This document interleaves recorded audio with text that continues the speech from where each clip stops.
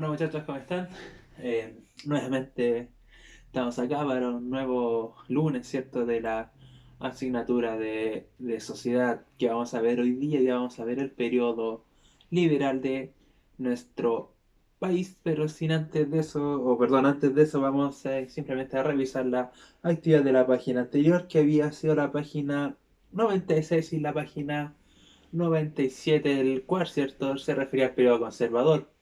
En el video anterior hablamos sobre el periodo conservador y sus principales características, en donde mencionamos que la principal era que fue un gobierno altamente autoritario, ¿cierto? Que restringía las libertades humanas, libertades como por ejemplo libertad de culto, la libertad de reunión, ¿cierto? La libertad de pensamiento y cosas por el estilo, ¿sí? Un periodo muy autoritario en donde el poder ejecutivo, es decir, la figura del presidente, estaba sobre el poder legislativo y el poder judicial, ¿ok? Y en base a eso hablamos de un personaje clave, ¿cierto? Que fue Diego Portales y que a través de estas ideas autoritarias implementó lo que fue la Constitución de 1833, donde también hablamos de esta Constitución, la analizamos, ¿cierto? Sus características, vimos que era una constitución muy, pero muy autoritaria, pero que curiosamente funcionó al país. Fue una constitución que logró dar el orden que el país estaba buscando. Recuerden que en el periodo de ensayos constitucionales ninguna constitución pudo lograr su objetivo, pero la constitución de 1833 sí lo pudo lograr. ¿Quién fue el principal ideólogo de esta constitución? El señor Diego Portales, quien apareció, ¿cierto?, en el video que les envié la semana pasada, como ustedes pudieron haber visto en la figura del que no tuvo un final muy, pero muy feliz, ¿sí? Pero sí era una persona de un carácter muy, pero muy fuerte. Ya espero hayan visto el video. En el video se explican las principales características del periodo de ensayos constitucionales y de este inicio del periodo autoritario, especialmente en la figura de Diego Portales. Ya, pero insisto, la principal característica del periodo conservador, un periodo muy, pero muy autoritario, donde se restringieron las libertades humanas, ¿ok? Y que el poder ejecutivo estaba sobre el poder legislativo y el poder judicial. Y que además, ¿cierto? Por último, se ordenó bajo la constitución o se legisló bajo la constitución de 1833, una constitución muy autoritaria, pero que le dio orden al país. Ya, y las preguntas eran las siguientes. La página 96 dice: ¿cómo pensaba Portales que debía ser el sistema de gobierno? Y Portales simplemente pensaba que el gobierno tenía que ser un gobierno autoritario, ¿cierto? En donde tenía que prevalecer el orden, ¿cierto? Bajo, ¿cierto? Una gran jurisdicción, en este caso del ejército, para controlar a la población, ¿ya? Un gobierno autoritario. Eso es lo que planteaba Diego Portales. Después dice: ¿qué piensas tú al respecto? Bueno, eso ya es totalmente personal. ¿Qué pienso yo? Yo siempre he estado en contra de todas las cosas que opriman las libertades de las personas, ¿ya? Por ende, si en este tiempo las personas no tenían ni siquiera libertad para elegir su propia religión, no es algo que a mí me agrade, ¿ya? Pero esa es mi opinión. Yo estoy totalmente en contra de los gobiernos autoritarios, ¿ya? Porque, insisto, para mí las libertades individuales, las libertades de la persona es lo más importante que tenemos los seres humanos como un derecho. Pero bueno, esa es mi opinión. En fin. Y la página 97, bueno, tenemos uno de los aspectos, ¿cierto? Las principales características de la Constitución del 33 que la analizamos, de 1833 que la analizamos en el video anterior, pero teníamos que hacer la comparación con la Constitución actual y la vamos a realizar. Dice, duraba 5 años, bueno, el cargo del presidente duraba 5 años en el cargo y tenía posibilidad de reelección inmediata. Hoy en día, ¿cierto? Tiene 4 años y no se puede la reelección inmediata, ¿ok? Sí se puede la reelección, pero no de forma inmediata, ¿ya? O sea, si un presidente termina, tiene que esperar que otra persona gobierne para después volver a intentar hacer presidente nuevamente. Después dice, nombraba ministros y otros funcionarios públicos, incluidos los intendentes que están encargados del sistema electoral. Y hoy en día el presidente sí nombra a los ministros, ¿cierto? Nombra a los embajadores y nombra a los intendentes. Podía intervenir la designación de los jueces y vetar leyes aprobadas por el Congreso. Hoy en día, ¿cierto? Nombra, ¿cierto? Algunos jueces en conjunto con el Senado. El Congreso, perdón, el Poder Legislativo, los senadores junto con el presidente eligen a los jueces. Y ojo que hoy en día el presidente no puede vetar las leyes que dice el Poder Legislativo. En ese tiempo sí lo podía hacer. Y aquí tenemos un claro ejemplo de cómo el Poder Ejecutivo estaba sobre los demás poderes. En la Constitución de 1833 dice comandaba las Fuerzas Armadas y gozaba de las facultades extraordinarias en caso de comisión interna. Hoy en día, ojo, sí las sigue comandando, pero no tiene facultades, o sea, no tiene influencia en las decisiones del ejército. ¿Qué pasa con el Congreso? Dice el Congreso está compuesto por una Cámara de Diputados y una de Senadores. Hoy en día también se mantiene así en la famosa Cámara bicameral que se llama. El Congreso aprobaba las leyes, entre ellas las leyes periódicas. Hoy en día, ¿cierto? También aprueba las leyes cuando existen las leyes periódicas. Las leyes periódicas es cuando una vez al año, ¿cierto? Se implementaba la idea de cuánto dinero influir, ¿cierto? Simplemente, o cuánto dinero gastar en las políticas del país. ¿Qué pasa con el sufragio? Dice, era censitario, solo podían votar los hombres mayores de 25 años eran solteros y de 21 eran casados que supieran leer y escribir. Además debían poseer una renta o propiedad. Imagínense lo complejo que era votar en ese tiempo. Hoy en día el voto es universal, ¿ya? La única restricción que existe hoy en día al voto es la edad. Tiene que ser mayor de 18 años para poder votar. La religión se estableció la religión oficial, ¿cierto? La religión católica. Hoy en día el Estado es laico. ¿Qué quiere decir eso? De que existe libertad de religión. Estado laico significa que no hay ninguna religión oficial, sino que cada persona puede elegir su religión. Perdón, el coronavirus. 2. Dice, ¿en qué aspecto de la Constitución de 1833 refleja las ideas conservadoras o las ideas autoritarias? Claramente, ¿cierto? En el tema de que se establece una religión oficial, claramente también cuando se permite la reelección inmediata, claramente también, ¿cierto? Cuando el presidente vetaba las leyes del poder legislativo. Ahí en esos tres aspectos creo que se nota claramente el poder, el tipo de gobierno autoritario que tenía el periodo conservador. Después dice, ¿estás de acuerdo con aspectos como el sufragio censitario o la prohibición del ejercicio de otras religiones que no fueran las católicas? Bueno, eso también es personal, yo les voy a dar la mía. Yo claramente no estoy de acuerdo con un voto censitario. Todos los ciudadanos del país, independiente de la clase social al que pertenezcan, la edad, al género, cierto nivel educacional, etcétera, tienen derecho a votar. Y después dice... y bueno, y establecerla o prohibir otras religiones que no fuera la Iglesia Católica, insisto, yo siempre voy a adoptar por las libertades del ser humano y considero que cada persona es libre de elegir la religión que quiera, ¿cierto? Libre, ¿cierto? De poder rendir culto a su propio Dios o a sus propios dioses, a su religión, o creer como quisiera, tener la creencia que uno quiera. Yo siempre voy a velar por las libertades de las personas, las libertades humanas, y claramente esta constitución en ese aspecto no lo permitía, ¿ya? Pero insisto, esto es totalmente personal, ¿ya? Bueno, eso entonces con el periodo conservador, ahora nos vamos a ir al periodo liberal, ¿ok? El periodo liberal que va desde el año 1861 al año 1891. Como pueden ver, ahora no tengo pizarra, pero sí les hice una guía con las principales características del periodo liberal y que va a ir adjuntada al correo para que ustedes la copien en su cuaderno o si quieren la imprimen y la pegan en su cuaderno. Ya. A ver, para que se dé inicio a un periodo liberal, obviamente tiene que haber acabado el periodo conservador. ¿Qué fue lo que ocurrió? Y en los últimos años del periodo conservador, o sea, es decir, la década de 1850, la gente comenzó a ver una serie de problemáticas en el gobierno y además influenciado por distintos movimientos que se daban en Europa y que llegaban acá a América, comenzaron poco a poco a manifestarse, la gente comenzó a manifestarse en contra del gobierno autoritario, situación que estaba permitida. Recuerden que no había ni siquiera libertad de reunión. Aún así los ciudadanos acá en Chile, especialmente los liberales, recuerden que los liberales habían perdido esta guerra civil y quedaron totalmente segregados de la política, apartados de la política, comenzaron simplemente a manifestarse y a crear como una clase de revolución en torno al país.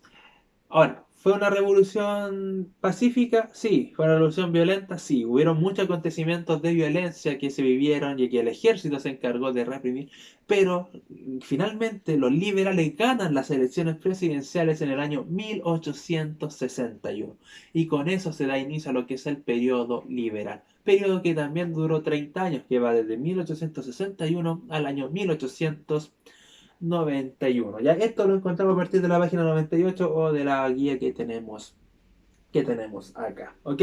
Ahora, la principal característica del periodo liberal y que acaba de destacar y no se les olvide nunca más, por favor, es que se veló por las libertades individuales y sociales de las personas. Por ende, en este periodo los ciudadanos recuperaron las libertades que les fueron quitadas en el periodo autoritario, como por ejemplo, pudieron tener libertad de culto, pudieron tener libertad de reunión, pudieron tener libertad de prensa, pudieron tener libertad de pensamiento. Ya en el periodo liberal es todo libre, los ciudadanos recuperan las libertades que le habían sido quitadas, ¿cierto? En el periodo conservador. ¿Ya?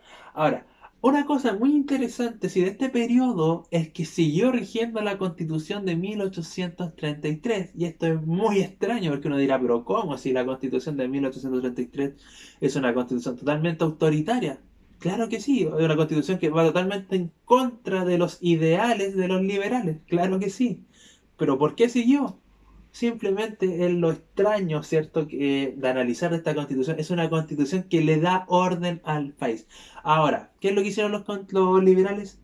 No cambiaron la constitución, pero sí le hicieron muchas reformas a esta constitución. La modificaron. Es como la constitución 2.0. Eso fue lo que terminaron haciendo los liberales con esta constitución. Ahora, los principales cambios que le hicieron los liberales a esta constitución fueron los siguientes: disminuyeron el poder del presidente, es decir, al poder ejecutivo, que en el periodo conservador estaba sobre el legislativo y el judicial. Esta vez, ¿cierto?, le bajaron los, por decirlo de alguna forma, las facultades que tenía y nuevamente quedó a la par con el poder judicial y el poder liberal.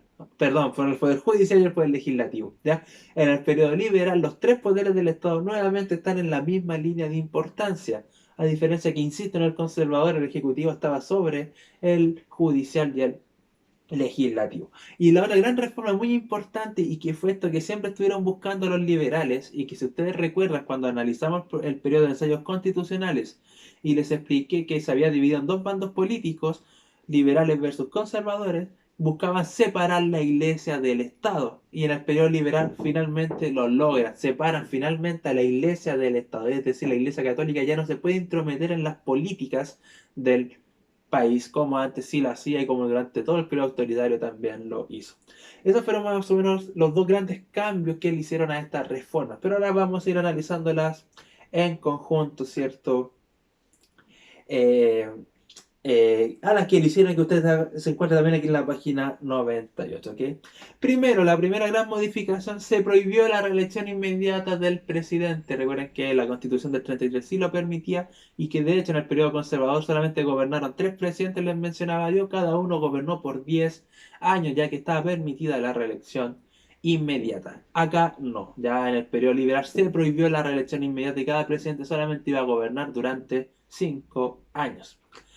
Se redujo el quórum de congresistas para sesiones. ¿Qué quiere decir esto? Ya cuando se habla de quórum de sesionistas, que hasta el día de hoy se habla en las noticias muchas veces, es que para poder aprobar unas leyes se necesita una cierta cantidad de número de senadores que estén presentes para aprobar la ley. Si no está la cantidad, no se puede aprobar la ley. Ya en el periodo conservador era una gran cantidad, una cantidad muy alta de senadores. En el periodo liberal simplemente disminuyeron la cantidad de senadores para así aprobar leyes más rápido. ¿Se dan cuenta? Esta modificación claramente le da mayor poder al poder legislativo. 3. Se permitió la libertad de reunión y de enseñanza. ¿Ok? Periodo conservador que había prohibido, perdón, la libertad de reunión, la libertad de prensa. Periodo liberal recupera la libertad de reunión y recupera la libertad de enseñanza. Recuerden que una de las ideas que tenía Diego Portal era que el Estado tenía que educar a los ciudadanos bajo su ideología. Acá dice, no, los liberales dicen que cada persona puede educar a sus ciudadanos, cada colegio educar a sus ciudadanos de forma libre, sin una ideología de por medio. Se eliminó la facultad del presidente para decretar estado de sitio. El estado de sitio es cuando el presidente puede llamar a los militares a la calle para poner orden al país, como lo que está pasando hoy en día en nuestro país. Ya el periodo liberal simplemente prohibió hacer eso. O sea, perdón, no lo prohibió, sino que lo limitó, es decir, no puede serlo a cada rato, sino que una cierta cantidad de veces durante el año, ¿ok? 5, perdón, se comenzó a supervisar las labores del Poder Ejecutivo. Recuerden que, insisto, es periodo conservador ejecutivo sobre el legislativo judicial, periodo liberal no. Están todos bajo en la misma línea y comienza especialmente después el legislativo a vigilar, a supervisar las labores del presidente.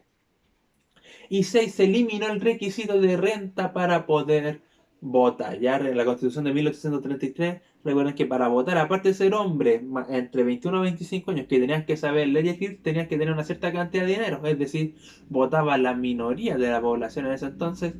Los liberales, ¿qué es lo que hicieron? Le eliminaron el requisito de renta, es decir, no hay que tener una gran cantidad de riqueza, solamente votan todos los hombres mayores de 25 o 21 años que supieran leer y escribir. Aún así seguía siendo la minoría de la población, ya que no es un cambio tan positivo que hacen los liberales. En todo este periodo, la gente que votaba, la gente que elegía a sus presidentes, era la minoría de la población. Ahora, el objetivo, ¿cierto? La gran consecuencia de todas estas medidas que tomaron los liberales fue que simplemente dejaron al Poder Ejecutivo, insisto, a la par con el Legislativo y el Judicial. Y ahora vámonos a las reformas que le hicieron ellos a la famosa Iglesia Católica. Primero, esta reforma contra la Iglesia son conocidas como las leyes laicas, como la conocemos, como lo tenemos en la página 99. ¿Y cuál fue el principal objetivo de las leyes laicas? Simplemente fue separar a la iglesia del Estado, que la iglesia no se entrometiera más en temas de política, no se entrometiera más en labores que el Estado tenía que hacerse cargo. Y en base a eso se crearon 4 leyes muy, pero muy interesantes. La primera, la ley de cementerios laicos, que esta vez permitía enterrar a los muertos que no fueran católicos, o sea, que no pertenecían a la iglesia católica, en cualquier cementerio municipal. Antiguamente no. Las personas que no eran católicas tenían que irse a cementerios especiales y que habían solamente 2 en Chile. Uno estaba en Santiago, otro estaba en Valparaíso. O sea, si yo era de Curicó y yo no era creyente de la iglesia católica y moría, no me podían enterrar acá porque los cementerios eran parte de la iglesia. Me tenían que ir a enterrar a Santiago o a Valparaíso donde estaban estos cementerios. Ahora no, ya con las leyes laicas es el Estado el que se hace cargo de los cementerios y se puede enterrar ahí a todas estas personas no creyentes. Se crea la famosa ley del registro civil, tal cual conocemos hoy en día el registro civil. Ya, el registro civil, ¿cuál es su función? Simplemente llevar un registro de los ciudadanos del país, los nacimientos, los matrimonios, las muertes, ¿cierto? Las defunciones. Antiguamente no, la iglesia era la que se hacía cargo de eso. Entonces, para saber cuántos ciudadanos habían en Chile, había que ir a de la iglesia para saber cuántos niños habían. ¿Y cuál era la única forma de que la iglesia pudiera llevar un registro? No era que la iglesia fuera al hospital o a las casas a ver cuántas personas había, sino que simplemente se vinculaba con las personas que estaban bautizadas. Por ende, si en este tiempo nacía un niño y que no era bautizado, simplemente no contaba como un ciudadano en el país, ¿ya? Porque la iglesia no lo iba a tener registrado. Lo mismo con las muertes, si una persona se moría y no iba uno a la iglesia a registrarlo, simplemente esa persona no iba a contar como muerta. Los matrimonios y todos los beneficios de los matrimonios, si no estaban casados por la iglesia, el matrimonio no servía. En cambio, con la ley del registro civil que le hacen los liberales, esa labor que la tenía la iglesia pasa a manos del Estado. Y ahora, ¿cierto? Cuando una persona nace, tiene que ir a inscribirlo al registro civil y cuando muere, ir a dar aviso al registro civil. Todo eso para tener, ¿cierto? Un conteo de la población o de la sociedad en nuestro país. Por eso también algo muy importante. 3, se crea la ley del matrimonio civil, es decir, ahora todos los matrimonios, ¿cierto? Van a ser legalmente si se realizan por el registro civil. Ahora, la gente también es libre de casarse por la iglesia, hasta como el día de hoy esto se mantiene así, ¿ya? El matrimonio entre dos personas da una serie de beneficios que se cumplen solamente cuando están basados en el registro civil, como por ejemplo temas de herencia, situaciones así. Ahora, la gente aún así, si se quiere casar con la iglesia, está en todo su derecho, ¿ya? También lo puede hacer, pero el matrimonio que cuenta, el que vale, es el del matrimonio civil, que se realiza en el registro civil. Y por último, se crea la famosa libertad de culto. ¿Qué quiere decir esto? Que ahora las personas son libres, ¿cierto? Simplemente de rendir culto a cualquier religión, ya de creer en cualquier creencia, de seguir cualquier religión, de creer en cualquier Dios, la gente eso lo entregó la libertad de culto, que fue otra política de los liberales, que son de estas famosas leyes laicas. Perdón, que son estas famosas leyes laicas. Ahora, y es lo más importante de todo esto, es que las leyes laicas cumplen su objetivo y las leyes laicas por fin separan a la iglesia del Estado, que fue lo que los liberales desde un comienzo estaban buscando. O sea, los liberales tuvieron que esperar casi 60 años para poder lograr esto que siempre quisieron hacer, que la iglesia católica no se intrometiera más en asuntos del Estado. Eso con las famosas leyes laicas, muchachos. Bueno, por último, este periodo liberal, ¿cierto? Termina en el año 1891 con una nueva guerra civil que enfrentó a Chile en ese periodo y que termina con el presidente Balmaceda suicidándose. Ya el suicidio del presidente Balmaceda marca el fin del periodo liberal. No voy a entrar en detalles con esta guerra civil porque lo vamos a ver más adelante, ¿ok? Pero simplemente lo quise anotar para que lo tengan claro, que así se acaba el periodo liberal, con una guerra civil y con el suicidio del presidente Balmaceda. ¿Qué es lo más interesante? Que es lo que más me importa que quede claro del periodo liberal. Simplemente que fue un periodo que duró 30 años, de 1861 a 1891, y que su principal característica fue velar por las libertades individuales de las personas. Todas estas libertades que fueron restringidas en el periodo conservador, en el periodo liberal fueron recuperadas. Periodo liberal que se siguió rigiendo por la Constitución de 1833, pero que realizó una serie de reformas.